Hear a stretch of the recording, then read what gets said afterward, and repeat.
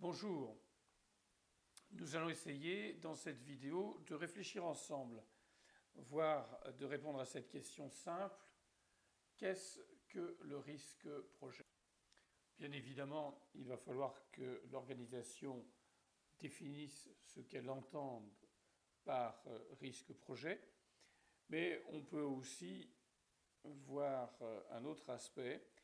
Ce sont les questions subsidiaires auxquelles il faut s'intéresser. Premièrement, quelles sont les compétences que le chef de projet doit avoir pour s'assurer que tous les aspects du risque projet sont pris en compte, en conformité avec le système de valeurs de son organisation? Deuxièmement, quelle doit être son implication managériale et technicienne dans le déploiement des processus de management du risque et accessoirement des outils? Cette première vidéo montrera donc les 4 dimensions fondamentales de la gestion du risque qu'il faut intégrer plus ou moins. La santé, la sécurité des biens et des personnes, la sûreté de fonctionnement dans ses 4 composantes: fiabilité, maintenabilité, disponibilité et sûreté du produit. La dimension habituelle, voire souvent exclusive, c'est la maîtrise des dérapages, coûts et délais du projet. Et last but not least, l'alignement continu du projet avec la stratégie de l'entreprise et son contexte socio-économique. Nous remarquerons également que les processus de management du risque, dont vous voyez la définition générique à l'écran, sont invariants, quelle que soit la dimension ou le secteur concerné.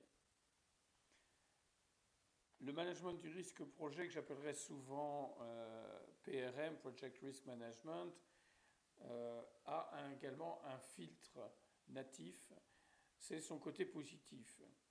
Non seulement les menaces, mais surtout les opportunités doivent être traitées, parce que dans un projet, la prise de risque est orientée vers une opportunité pour l'organisation. Le risque projet n'est pas uniquement défensif, et il s'agit en fait d'optimiser la prise de risque pour atteindre les objectifs assignés.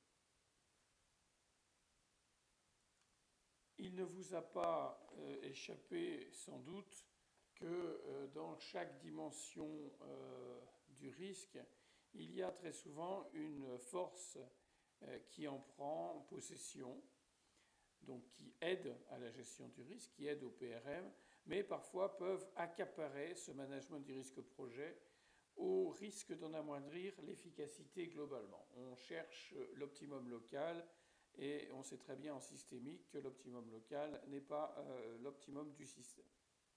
Il y aura donc nécessité d'intégrer toutes les dimensions du management du risque au niveau de l'organisation, et la norme ISO 31000 offrira une trame reconnue.